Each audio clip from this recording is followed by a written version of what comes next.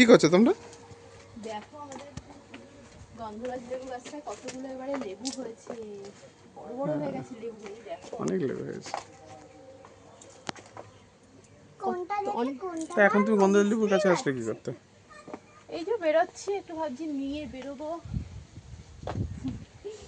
দেবো। ওর জন্য গাছের ফল তো, ওখানে ফুলও হয়ে আছে দেখো, ওখানে মানে আরো ফল হবে, তাই না? কি ভালো লাগে বলো তো, পারি বলো? এই লেবু গাছটা কিন্তু আমি তোমার জন্যই লাগিয়েছি, জানো? তুমি আমি জানো লেবু কিন্তু। খেতে ভালোবাসি বলে। হ্যাঁ। ও পারি, লেবুটা পারতি, তোর হাতের নাগালে আছে, পার, আস্তে আস্তে পার, আস্তে করে। কাটা আছে কিন্তু, শোনা বাবা আমি শিখেছি এর মধ্যে খোঁটা।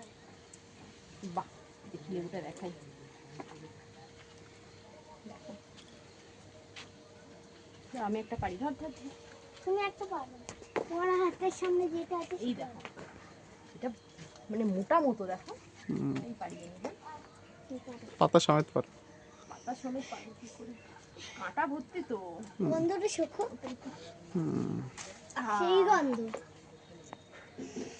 আহ, তুমি শোকো না।